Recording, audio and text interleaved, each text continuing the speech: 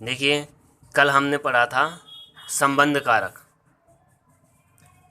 ठीक है, संबंध कारक के अंतर्गत हमने सिर्फ दो सूत्र पढ़े थे कि संबंध कारक में नंबर फर्स्ट बात आई थी षष्ठी शेषे, यानी कि जहाँ कोई सा भी पद ना हो, यानी जो शेष बचे हुए पद हो जाते हैं, यानी कि छह संस्कृत भाषा में छह कारक होते हैं: कर्ता, कर्म, करण, संप्रदान, अपादान और अधिकरण। इन कारकों में जितने पद प्रयुक्त होते हैं, उनके अलावा जो पद शेष बच जाते हैं, उन पदों के साथ षष्ठी विभक्ति का प्रयोग होता है। Number first. और नंबर सेकंड पढ़ा था यतस्य निर्धारणम, जहाँ अनेक कारकों के बीच निर्धारण किया जाए या किसी एक कारक को अलग करना हो, तो वहाँ तमप और ईष्ठन प्रत्यय का प्रयोग होता है। और जहाँ तमप और ईष्ठन प्रत्यय का प्रयोग हो जाता है, उन पदों के योग में हमेशा कौन सी विभक्ति होती है? षष्ठी या फिर सप्तमी। एक बात यहाँ मैंने एक बात और बताई थी कि षष्ठी विभक्ति संबंध कारक में होती है और संबंध को कारक नहीं माना जाता। इसीलिए इसीलिए जहाँ जहाँ षष्ठी विभक्ति का प्रयोग होता है, वहाँ षष्ठी के अलावा अन्य विभक्ति भी होती है, ये निश्चित है। यानी कि षष्ठी विभक्ति अकेले कभी नहीं होती, क्योंकि षष्ठी विभक्ति में संबंध कारक होता है और संबंध कारक संस्कृत भाषा में संबंध कारक को कारक नहीं माना जाता। इसलिए जहाँ जहाँ षष्ठी विभक्ति का प्रयोग होता है, उसके साथ साथ कोई अन्य विभक्ति भी निश्चित रूप से अवश्य रूप से होती है। जैसे मैंने उदाहरण दिया था कि मनुष्यों में ब्राह्मण श्रेष्ठ है, तो मनुष्यों में ब्राह्मण से, तो यह मनुष्य में निर्धारण किया जा रहा है, नहीं कि सभी मनुष्यों में से किसी एक का निर्धारण किया जा रहा है।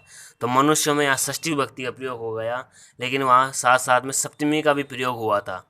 ठीक है ना, तो यहाँ षष्ठी और सप्तमी दोनों का प्रयोग हुआ, इसलिए षष्ठी विभक्ति अकेले का भी प्रयोग नहीं किया जाता। केवल षष्ठी शेषे सूत्र के आधार पर ही षष्ठी विभक्ति का प्रयोग होता है। इसके अलावा कहीं पर भी षष्ठी विभक्ति का अकेले प्रयोग नहीं किया जाता है। ठीक है, ये मैंने कल बात बताई थी आपको। ठीक है, अब बात आती है अपने टॉपिक की। आज का टॉपिक हमारा अधिकरण कारक है, और अधिकरण कारक में कौन सी विभक्ति होती है? सप्तमी विभक्ति होती है। ठीक है, इसका नंबर फर्स्ट सूत्र है आधारो अधिकरणम, यानी कि आधार की अधिकरण संज्ञा होती है। ठीक है, लिख लीजिए, आधार की अधिकरण संज्ञा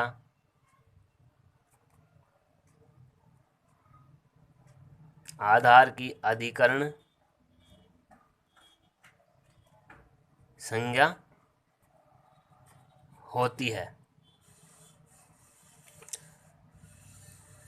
तथा अधिकरण में सप्तमी विभक्ति होती है। सप्तमी विभक्ति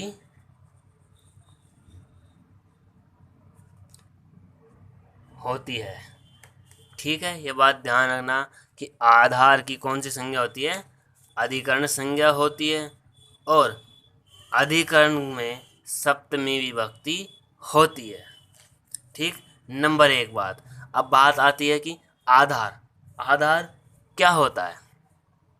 ठीक है, संस्कृत ग्रामर में यदि हम देखें तो जो आधार होता है वो तीन प्रकार का होता है। नंबर फर्स्ट होता है औपश्लेषिक आधार।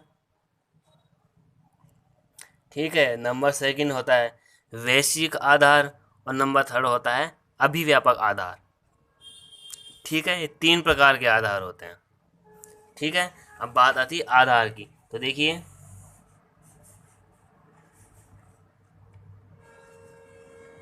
संस्कृत भाषा में आधार तीन होते हैं। कितने होते हैं? 3 होते हैं। नंबर फर्स्ट होता है औपश्लेषिक।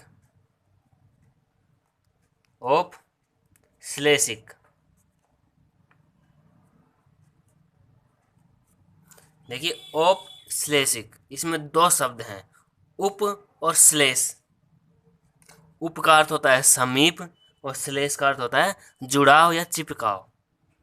तो कहने का मतलब जहाँ आधार और आधेय में समीपता से जुड़ाव हो, यानी कि जहाँ आधार और आधेय, आधेय जानते हो? देखिए, जैसे मैं कहूँ मोहन कुर्सी पर बैठा है, तो मोहन किस पर बैठा है? कुर्सी पर बैठा है। कुर्सी पर बैठा है ना, तो कुर्सी क्या हुआ? उसका आधार हुआ। ठीक, ये तो हो गई बात आधार की। और दूसरा शब्द है आधेय। तो कुर्सी तो हो गई उसकी आधार, और सेकंड है आधेय। आधेय यानी कि वो आधार वो किसका है?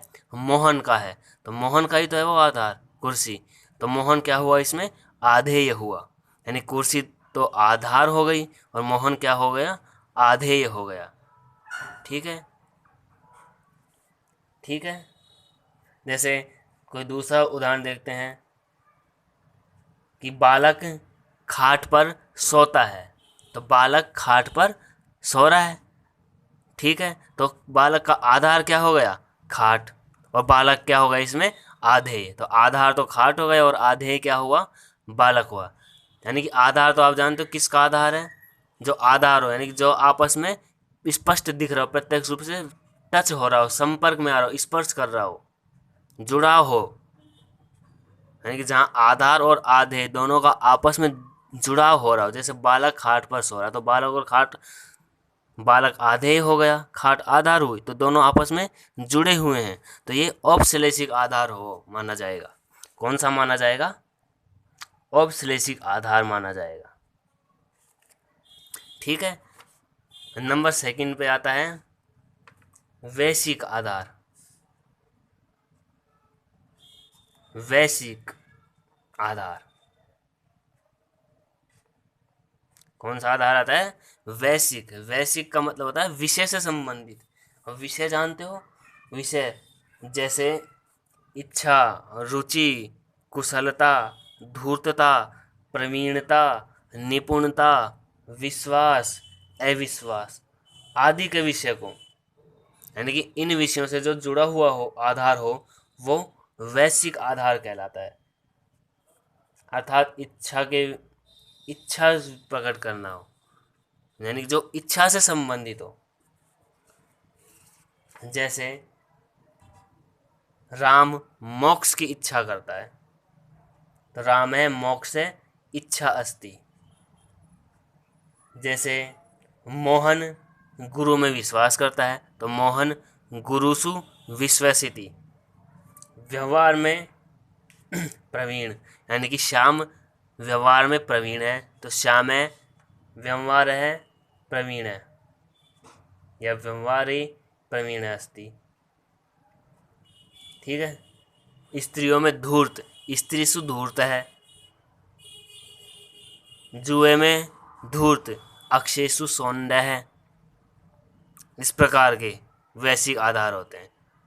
यानी कि जहाँ पर इच्छा, रुचि, कुशलता, धूर्तता, प्रवीणता, निपुणता, विश्वास ये शब्द आए, तो वहाँ जो आधार होता है वो वैश्विक आधार माना जाता है। ठीक। नंबर थर्ड, अभिव्यापक आधार। कौन सा? अभिव्यापक आधार। अभी मैं इनको एक एक करके लिखवाऊंगा भी, ठीक है ना। नंबर थर्ड, अभिव्यापक आधार। अभिव्यापक आधार का मतलब होता है कि जहाँ आधार में आधे का फैलाव हो या विस्तार हो, तो वह अभिव्यापक आधार होता है। यानी कि जहाँ आधार में आधेय का, आधार और आधेय जानते हो, यानी आधार तो जो आधार होता है वो आधार कहलाता है, और जिसका आधार हो वो आधेय होता है। तो जहाँ आधार और का या आधार में आधेय का विस्तार बताया जाए या फैलाव बताया जाए, वहाँ अभिव्यापक आधार होता है। जैसे तिलेसु तेलम, तिलों में तेल। तो तिल क्या है? उसका आधार है किसका? तेल का आधार है तिल। और तेल क्या है? आधे हैं। तो यहाँ आधार में आधे का विस्तार बताया जा रहा है कि तिलों में क्या निकलता है? तेल निकलता है। गोसु गोत्वम, पशुषु पशुत्वम, मनुष्येषु मनुष्यत्वम, सर्वस्मिन् सरोवरे कमलानि सन्ति, सभी सरोवर में कमल हैं। तो सरोवर उसका आधार है। तो सप्तमी यानी कि इन सभी में क्या है? अभिव्यापक आधार है। तो इस तरह आधार कितने हो गए? 3 हो गए। नंबर फर्स्ट औपश्लेषिक, नंबर सेकंड वैश्विक, और नंबर थर्ड अभिव्यापक। ठीक, नंबर फर्स्ट है औपश्लेषिक आधार, यानी कि जहाँ पर आधार और आधे का जुड़ाव हो वहाँ औपश्लेषिक आधार होता है। जहाँ विषय जैसे इच्छा, रुचि, धूर्तता, प्रवीणता, निपुणता, कुशलता, विश्वास इत्यादि की बात की जाए वहाँ वैश्विक आधार होता है। और जहाँ आधार में आधे का विस्तार या फैलाव बताया जाए वहाँ अभिव्यापक आधार होता है। क्लियर? ठीक है ना। नंबर फर्स्ट आधार देखते हैं अपन। नंबर फर्स्ट है औपश्लेषिक आधार। औपश्लेषिक आधार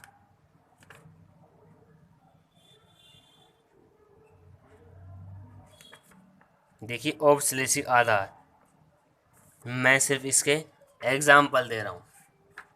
तो ब्रैकेट में आप छोटा सा हिंट डाल लो कि औपश्लेषिक आधार क्या होता है। यानी कि औपश्लेषिक आधार का मतलब होता है आधार और आधेय का जुड़ाव। यानी कि जहाँ आधार और आधे जो दोनों आपस में जुड़े हुए हों वहाँ औपश्लेषिक आधार होता है। जैसे एग्जाम्पल देखते हैं, सह या बालक है,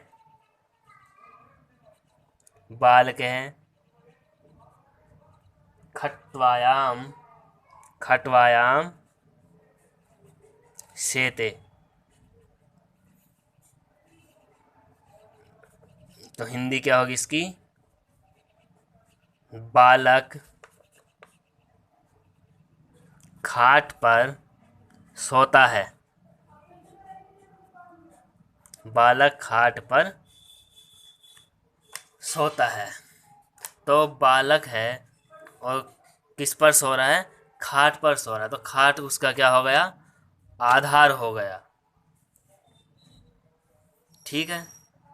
और बालक आधे हो गया। और जब बालक खाट पर सो रहा है तो दोनों आपस में जुड़े हुए, दोनों का जुड़ाव हो रहा है, इसलिए आधार में कौन सा प्रकार हो गया? औपश्लेषिक आधार हो गया। ठीक है, क्लियर? यह कौन सा आधार हुआ? औपश्लेषिक आधार हुआ। और अब वापस सूत्र की ओर आते हैं अपन कि आधार की अधिकरण संज्ञा होती है। यहाँ आधार क्या है? खाट है, खाट है ना। और आधा अधिकरण संज्ञा हो गई इसलिए खाट की। और अधिकरण संज्ञा तो कौन सी विभक्ति हो जाएगी? सप्तमी। सप्तमी विभक्ति का प्रयोग किस में होगा? खाट में होगा, ना कि बालक में। क्योंकि आधार में सप्तमी विभक्ति का प्रयोग होता है। तो आधार कहाँ क्या है? यहाँ पे खाट है, इसलिए खाट में सप्तमी विभक्ति का प्रयोग हो गया। ठीक है, क्लियर? नंबर सेकंड आते हैं। यहाँ एक एक उदाहरण देता हूँ, फिर बाद में एक साथ उदाहरण दे देंगे तीनों के। तो वहाँ ब्रैकेट में लिखते भी चलेंगे ये कौन से के अंतर्गत आता है, या फिर ऐसे ही कर लेते एक साथ ही ले लेते इनके उदाहरण। नेक्स्ट, सह कटे आस्ते। वह चटाई पर बैठता है। चटाई पर बैठता है, यानी कि वह किस पर बैठ रहा है? चटाई पर बैठ रहा है। चटाई उसका क्या हो गया? आधार हो गया। और आधार में हमेशा सप्तमी विभक्ति होती है। और आधार की बात पूछे तो आधार कौन सा? ये औपश्लेषिक आधार है। ठीक है। ललाटे लिखितम, या ऐसे मान लें सरोवरे कमलानि संति।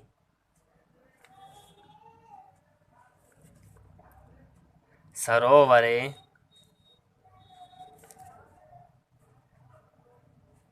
कमलानि संति, सरोवर में क्या है, कमल है, तो आधार क्या है उसका, सरोवर है, सरोवर में सप्तमी हो गई। ठीक है। मृगे मार्गे सेते,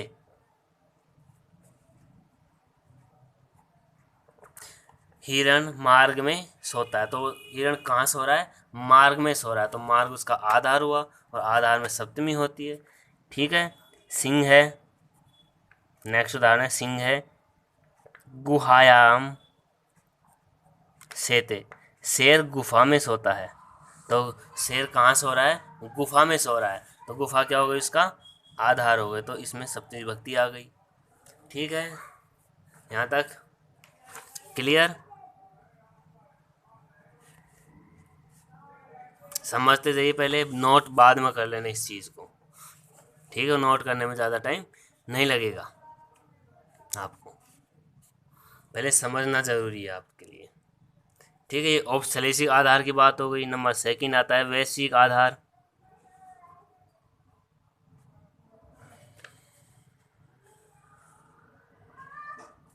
वैश्विक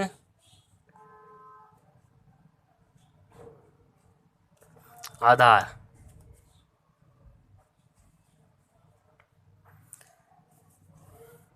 अब देखिए, वैश्विक आधार क्या है कि जहाँ इच्छा, ये कुछ शब्द होते हैं,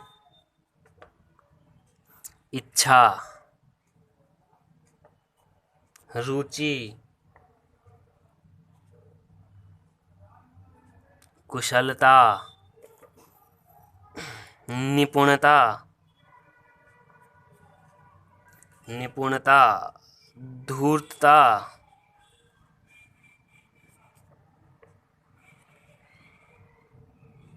विश्वास,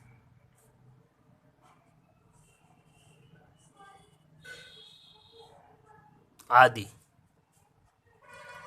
यानी कि इच्छा, रुचि, कुशलता, निपुणता, धूर्तता, विश्वास आदि शब्द ये फिक्स है। इनका जो आधार होता है, इच्छा का आधार, रुचि का आधार, कुशलता का आधार, निपुणता का आधार, धूर्तता, विषय, इनका जो आधार होता है वो कौन क्या कहलाता है, वैश्विक आधार कहलाता है। ठीक है, जैसे अक्षेषु धूर्त है, अक्षेषु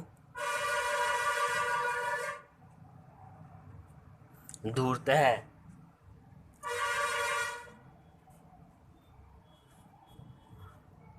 मोक्षे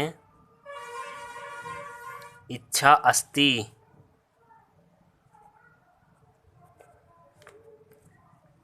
ठीक है, भाषणे पर चतुर है, बोलने में चतुर, भाषणे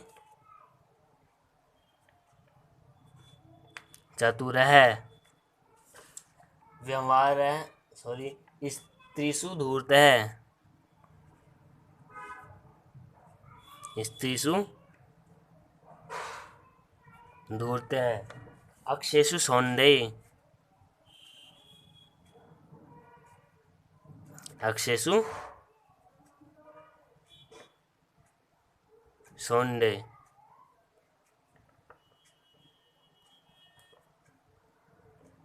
यानी कि तो धूर्त, धूर्त का आधार क्या है, जुए में धूर्त, तो धूर्त किस में है, जुए में है, इसलिए यहाँ पर सप्तमी विभक्ति आ गई। इच्छा, इच्छा किसकी कर रहा है, मोक्ष की कर रहा है, तो मोक्ष उसका वैश्विक आधार हुआ, तो आधार में सप्तमी आ गई। चतुर, चतुर किस में है, बोलने में है, तो भाषणे चतुर है, तो भाषण में सप्तमी विभक्ति आ गई।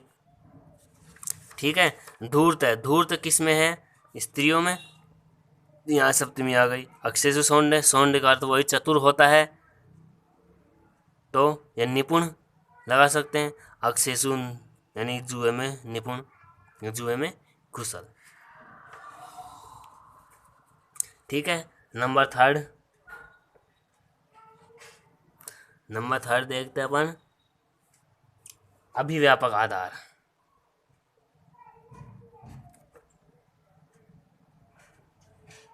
अभिव्यापक आधार देखिए अभिव्यापक आधार क्या होता है। देखिए अभिव्यापक आधार मैंने बताया था कि जहाँ आधार में आधे का फैलाव हो।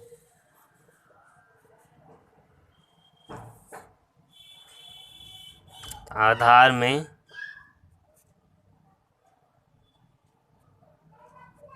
आधे का फैलाव या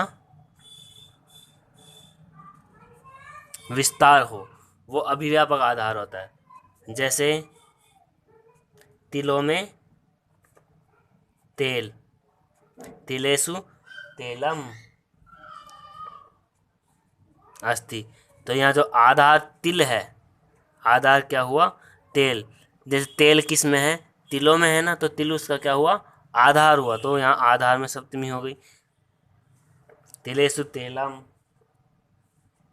सर्वस्मिन् आत्मा अस्ति या सर्वेषु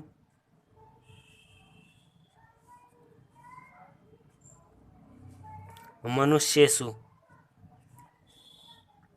मनुष्येषु सभी मनुष्यों में आत्मा है, आत्मा अस्ति। सभी मनुष्यों में क्या है, आत्मा है। तो आत्मा का आधार क्या है, सभी मनुष्य, नहीं कि मनुष्य नहीं आएगा। सर्वेषु मनुष्य, जो है सर्व शब्द है, ये इसी का विशेषण बता रहा है। तो विशेषण और जो विशेष होते हैं वो समान विभक्ति में प्रयुक्त होते हैं। ये आपने पढ़ा होगा, 6th से या 7th क्लास में पढ़ा कर आए होंगे विशेषण विशेष। ठीक है, जैसे सर्वेषु मनुष्येषु एकस्मिन्, जैसे एकस्मिन् आया तो एकस्मिन् सप्तमी एक वचन का रूप है, तो इसके बाद जो विशेष होगा वो भी सप्तमी एक वचन का ही होगा, अन्य किसी भी व्यक्ति या वचन का नहीं होता है कभी भी। ठीक है ना। इसी प्रकार पशुषु, पशु सु पशुत्वम इत्यादि, ये किसके आधार हैं, अभिव्यापक आधार हैं। ठीक है, क्लियर यहाँ तक।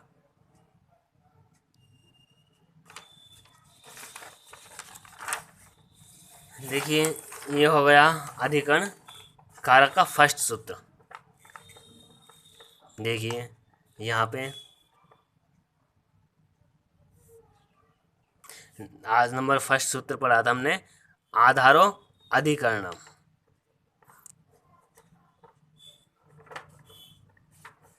क्या है फर्स्ट सूत्र, आधारो अधिकरणम। इसके अंतर्गत हमने 3 आधार पढ़े, औपश्लेषिक आधार, वैश्विक आधार, अभिव्यापक आधार। औपश्लेषिक आधार में तो आधार और आधे का जुड़ाव होता है। वैश्विक आधार में इच्छा, रुचि, कुशलता, निपुणता, धूर्तता, विश्वास आदि शब्द आते हैं। ठीक है। और नंबर 3 अभिव्यापक आधार, इसमें आधार में आधे का विस्तार बताया जाता है। ठीक है, आप इनको नोट कर लीजिए एक बार वीडियो को पॉज करके, ताकि हम आगे बढ़ें।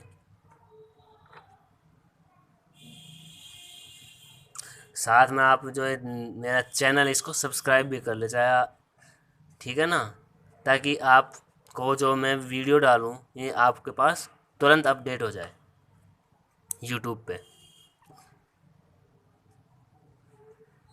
ठीक है, आप इसको नोट कर लीजिए एक बार, वीडियो को पॉज करके हम आगे बढ़ते हैं। ठीक है ना।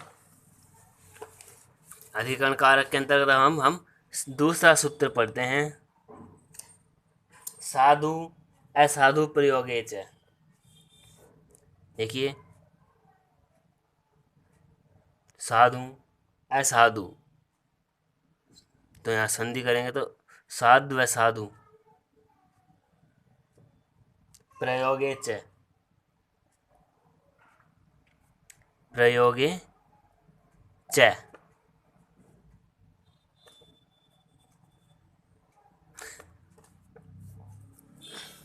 देखिए अलग अलग करके निकालते हैं शब्दों को। देखिए मैंने आपको पहले बता रखा है कि कोई भी सूत्र हो वहाँ या उसका अर्थ निकालने के लिए सबसे पहले उसमें प्रयुक्त पदों को हम अलग अलग करके यानी उनका संधि विच्छेद करके लिखते हैं, फिर अर्थ निकालने की कोशिश करते हैं अपन। तो साधु है साधु, यण संधि हुई है तो इसमें दो शब्द निकल के आते हैं अपने पास, साधु असाधु, साधु और असाधु, प्रयोगे, प्रयोगे और च। कहने का मतलब साधु असाधु का प्रयोग होने पर, प्रयोग होने पर, यहाँ प्रयोग है, एक शब्द पूरा है, एक शब्द है ये साधु असाधु प्रयोग है, यहाँ सप्तमी विभक्ति है। तो मैंने आपको सूत्र बताया कि जहाँ सप्तमी का प्रयोग हो उस वही संज्ञा सूत्र होता है। यहाँ अधिकरण संज्ञा की बात चल रही है तो साधु और असाधु की क्या होगी, अधिकरण संज्ञा होती है। और इन्हीं शब्दों में या इन्हीं शब्दों के साथ जिसकी प्रयुक्ति होती है उसमें सप्तमी विभक्ति का प्रयोग हो जाता है। नहीं समझ में आया? तो कहने का मतलब ये है कि साधु और असाधु शब्दों का प्रयोग होने पर जिसकी दृष्टि में साधु या असाधु हो उसमें सप्तमी विभक्ति होती है। तो अर्थ हम इस तरह निकाल लेते हैं कि साधु और असाधु शब्दों का प्रयोग होने पर, साधु असाधु शब्दों का प्रयोग होने पर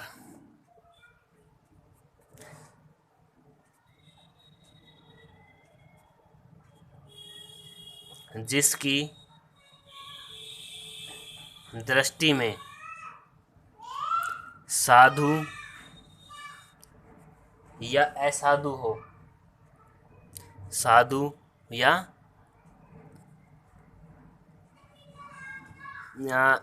अर्थ नहीं बल्कि साधु और असाधु एक शब्द है, साधु या असाधु हो उसमें सप्तमी विभक्ति होती है, उसमें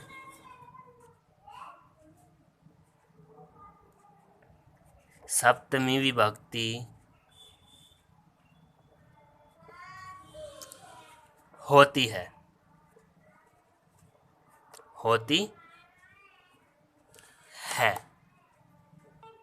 ठीक है, कहने का मतलब यह है कि साधु और असाधु ये दो शब्द हैं, एक तो साधु और एक असाधु, इनका प्रयोग व सेंटेंस में जहाँ कहीं भी होता है तो जिनकी दृष्टि में साधु या असाधु हो उसके साथ भी सप्तमी विभक्ति होती है।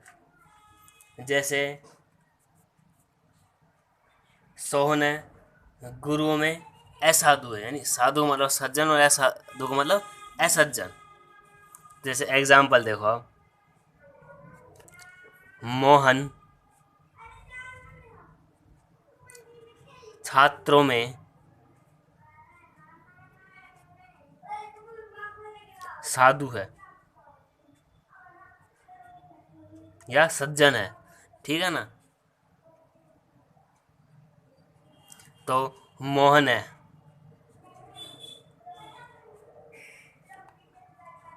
मोहन साधु है, साधु कौन है, मोहन है, लेकिन किन में से है साधु, छात्रों में से, छात्रों में से तो है।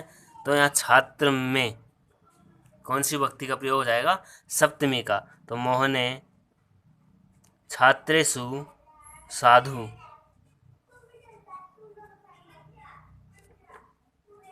साधु भी हो सकता है असाधु भी लिख सकते हैं, दोनों ही बातें हैं। इसी का हम उल्टा लिख देंगे, मोहन है छात्रेषु असाधु, दोनों ही बातें हैं। साधु के साथ भी वही छात्रेषु में सप्तमी हो गई दोनों में, ठीक है। That's all. कि यहाँ कहने का मतलब ये है कि जहाँ साधु और असाधु शब्द आए उनके साथ हमेशा सप्तमी विभक्ति प्रयोग होती है। और सप्तमी विभक्ति किस में प्रयुक्त होती है, यानी जिसकी दृष्टि में साधु और असाधु है। तो मोहन यहाँ किसकी दृष्टि में साधु है, छात्रों की दृष्टि में, ठीक है। जैसे कृष्ण मातरी साधु, कृष्ण मातरी साधु। कृष्ण माता की दृष्टि में साधु है, सज्जन है माता की दृष्टि में। तो माता में कौन सी विभक्ति हो गई? सप्तमी विभक्ति हो गई।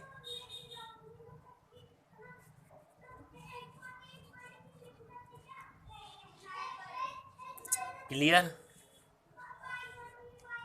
यहाँ तक कोई दिक्कत नहीं होगी शायद, ठीक है ना। अब देखिए आगे बढ़ते हैं, नंबर थर्ड सूत्र पढ़ते हैं। नंबर थर्ड सूत्र है अपना। देखिए आप इसको नोट भी कर लें, साधु या साधु प्रयोग नोट कर लें वीडियो को पॉज करके, यानी वीडियो को यहीं पॉज कर लें आप।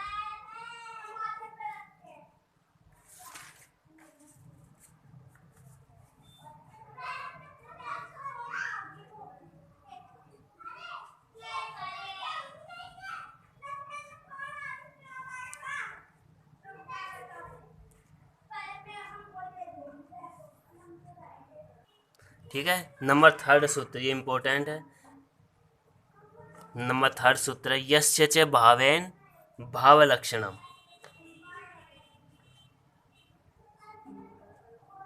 यस्य च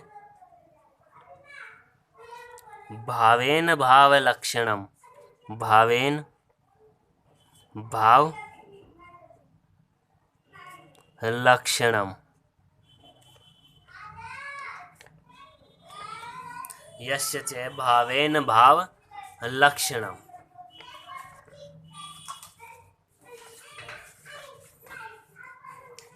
देखिए सूत्र में भाव एक शब्द आया है, भाव। तो भाव का मतलब क्रिया से होता है, ठीक है। जब एक क्रिया के माध्यम से दूसरी क्रिया बताई जाए, यानी भावेन भाव के माध्यम से भाव लक्षणम क्रिया का लक्षण बताया जाए, तो जो पूर्वकालिक क्रिया है, जो पूर्वकालिक क्रिया है उसमें सप्तमी विभक्ति होती है, ठीक है।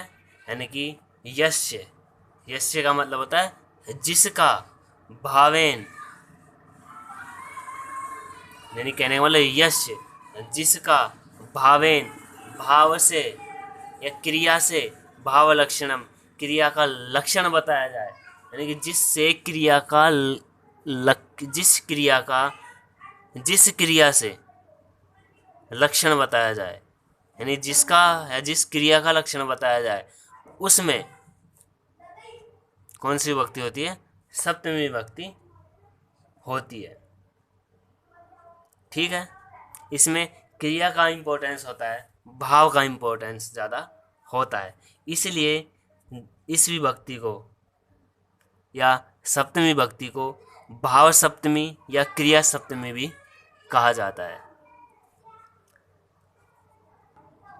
देखिए ये सूत्र कहता है कि यस्य च भावेन भाव लक्षणम। यस्य, यस्य का अर्थ होता है जिसका,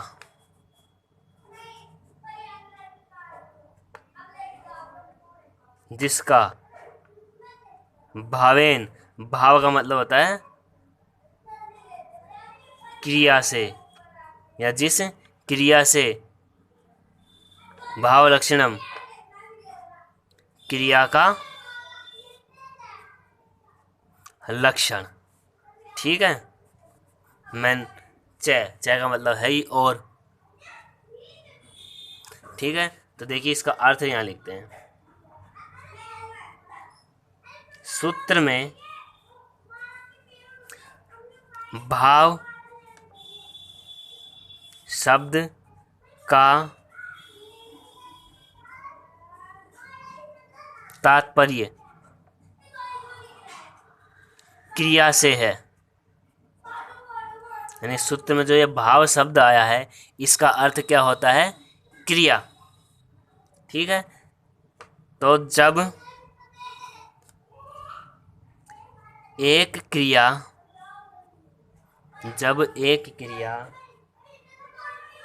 के माध्यम से जब एक क्रिया के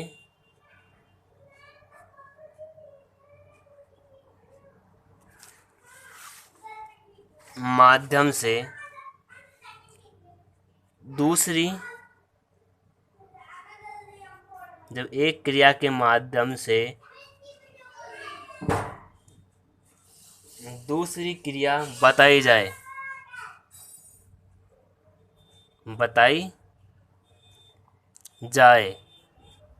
तो पूर्वकालिक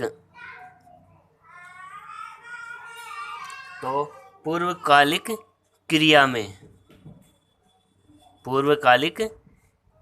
में सप्तमी विभक्ति होती है। सप्तमी विभक्ति होती है। कहने का अर्थ ये है कि यहाँ दो क्रियाएं होती हैं, ठीक है। जो पहले वाली क्रिया होती है उसका दूसरी वाली क्रिया से, यानी कि जब एक क्रिया के माध्यम से दूसरी क्रिया बताई जाए, यानी कि जब पहले वाली क्रिया पूरी होती है उसके बाद ही दूसरी वाली क्रिया होती है। यानी कि जब कर्ता पहले वाली क्रिया को पूर्ण कर लेता है उसके बाद ही दूसरी क्रिया को पूरा करता है। जब ऐसी स्थिति सामने आए तो जो पहले वाली क्रिया है, यानी कि जो कर्ता पहले वाली क्रिया करता है उसमें कौन सी विभक्ति होती है? सप्तमी विभक्ति होती है। अब बात ये आती है कि सप्तमी विभक्ति किस में करोगे? किस में होगी? क्रिया में होगी, ठीक है। जब क्रिया में ही कर देंगे तो जो कर्ता है वो क्या बन जाएगा? विशेष से बन जाएगा। तो जहाँ क्रिया में यदि सप्तमी आएगी तो विशेष में भी सप्तमी ही आएगी।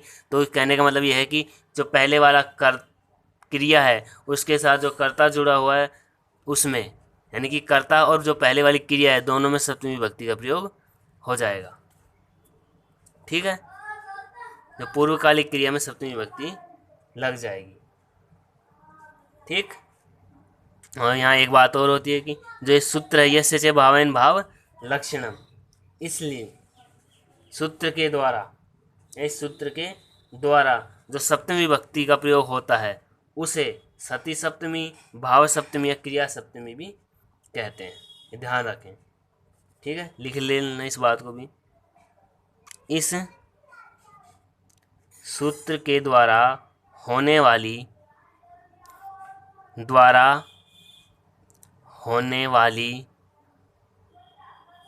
सप्तमी विभक्ति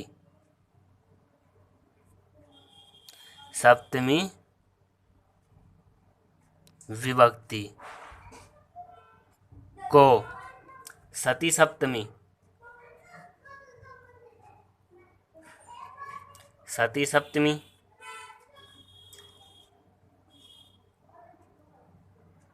भाव सप्तमी या क्रिया सप्तमी भी कहा जाता है,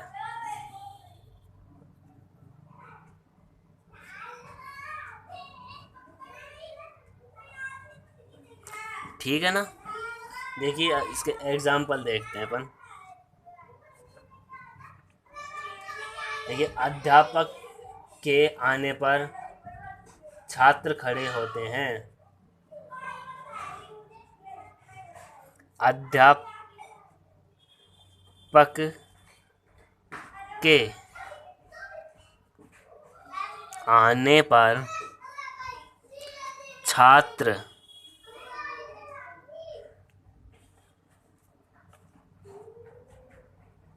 खड़े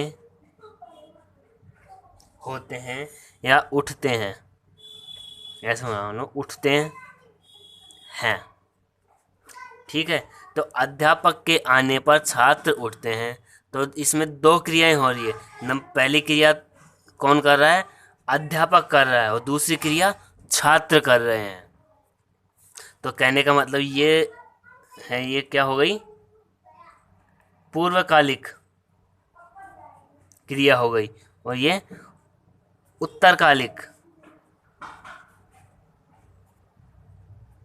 ठीक, तो कहने का मतलब जहाँ ये सूत्र होगा ये सचे भावेन भाव लक्षणम, तो जो पूर्वकालिक क्रिया है उसमें सप्तमी विभक्ति का प्रयोग हो जाएगा। बाकी उत्तरकालिक क्रिया रहे उसमें किसी भी विभक्ति का प्रयोग नहीं होगा, वो साधारण सा वाक्य बनेगा। तो अध्यापक के आने पर, तो सबसे पहले अध्यापक में सप्तमी विभक्ति का प्रयोग करेंगे। अध्यापके,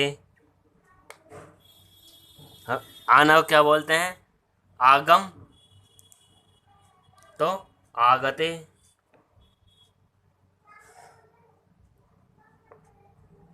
आगच्छति तो बनेगा नहीं, आगते, यानी कि ये पास्ट टेंस में आया, यानी आत्मने पद का रूप लग गया यहाँ पे। ठीक है, आगते यानी कि अध्यापक के आने पर छात्र उठते हैं, बहुवचन है तो छात्राः उत्तिष्ठति, उत्तिष्ठति। आया समझ में, यानी कि जो पूर्वकालिक क्रिया है उसमें सप्तमी विभक्ति का प्रयोग करना है। तो अध्यापके आगते, यानी कि जो यहाँ सेंटेंस में दो क्रियाएं हैं, पूर्वकालिक उत्तरकालिक, यानी जब पहली क्रिया पूर्ण हो जाती है उसके बाद ही दूसरी क्रिया पूरी होती है। यानी जब अध्यापक के आने पर छात्र उठते हैं, यानी जब अध्यापक ही नहीं आएगा तो छात्र क्यों उठेंगे, छात्र उठेंगे ही नहीं। यानी जब पहली क्रिया ही नहीं होगी तो बाद वाली क्रिया होने का सवाल ही नहीं उठता। इसलिए जो पहले वाली क्रिया है उसमें सप्तमी विभक्ति का प्रयोग होगा। ठीक है, इसी तरह अगला उदाहरण देखते हैं। सह या अध्यापके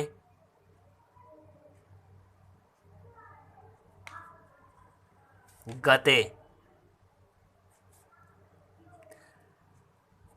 छात्राः कोलाहलम, कोलाहलम कुर्वन्ति।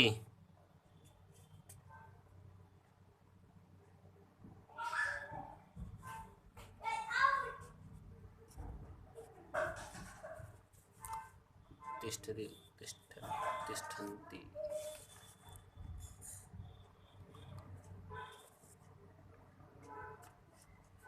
ठीक है, अध्यापक के जाने पर छात्र कोलाहल करते हैं, तो यहाँ अध्यापक के गते में सप्तमी हो गई, अध्यापक के आगते में सप्तमी हो गई, ये पूर्वकालिक क्रिया है। अन्य उदाहरण देखते हैं। वसंत समये, वसंत समये यानी कि वसंत ऋतु के समय, प्राप्ते आने पर, या वसंत ऋतु के आने पर, काकह काकह पिकह पिकह, ये सूक्ति है एक। काकह काकह पिकह पिकह, वसंत समय प्राप्त है काकह काकह पिकह पिकह। ये नीति शतकम की एक सूक्ति है कि वहाँ कहते हैं कि वसंत ऋतु की जो कोयल और कौवा है उसकी पहचान कब होती है, तो उस संबंध में यहाँ बताया गया है कि वसंत ऋतु के आने पर ही, या वसंत ऋतु का समय आने पर ही कौवे और कोयल की पहचान होती है। क्योंकि वसंत ऋतु के आने पर जो कोयल के कंठ से मधुर ध्वनि निकलती है तो उससे कोयल की पहचान हो जाती है। ठीक है, लेकिन जो बाकी का समय होता है वसंत ऋतु वाला, उसमें कोयल की आवाज़ बाई चांस ही सुनाई देती है, इसलिए कौवा और कोयल एक जैसा ही प्रतीत होते हैं। ठीक है, तो यहाँ वसंत समय प्राप्ते सप्तमी विभक्ति हो गई। तो अगला उदाहरण देखते हैं। सा पठत्सु, वह पढ़ती हुई, बालकेषु,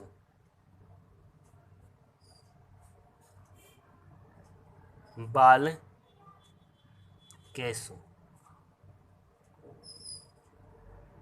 पठत्सु बालकेषु भोजनम भुक्तवती,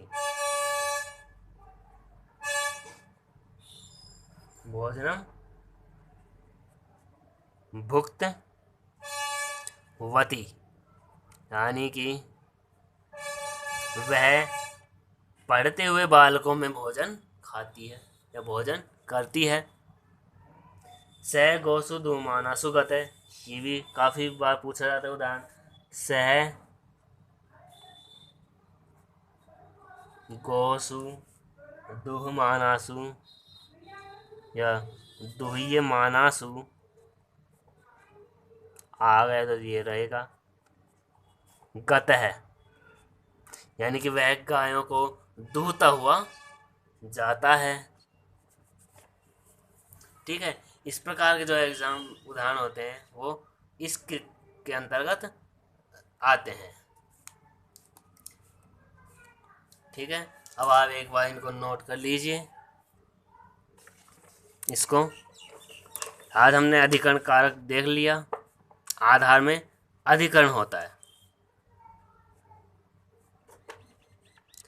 ठीक है, अब आप एक बार इस पूरे टॉपिक को नोट कर लीजिए। पहला सूत्र आधार और अधिकरण पढ़ा हमने कि आधार में की अधिकरण संज्ञा होती है। वहाँ हमने 3 प्रकार के आधार देखे, 3 प्रकार के आधार देखे। कौन कौन सा? नंबर 1 औपश्लेषिक आधार देखा, जहाँ आधे और आधार आपस में जुड़े हुए होते हैं। नंबर 2 वैश्विक आधार देखा, जहाँ इच्छा, रुचि, धूर्त, कुशलता, निपुणता इत्यादि शब्द आते हैं। ठीक है, उसके बाद नंबर 3 हमने अभिव्यापक आधार देखा, जहाँ आधार में आधे का फैलाव बताया जाता है। नंबर 2 सूत्र साधु और असाधु का वाला देखा। नंबर 3 ये स्थिति भावन भाव लक्षण, यानी पूर्वकालिक और उत्तरकालिक क्रिया का देखा। तो पूर्वकालिक क्रिया में सप्तमी विभक्ति का प्रयोग हो जाता है। ठीक है, अब इसको नोट कर लीजिए वीडियो को पॉज करके। ठीक है, ये आज का हमारा चैप्टर कारक वाला समाप्त होता है। ठीक है, कल हम नया टॉपिक स्टार्ट करेंगे। धन्यवाद।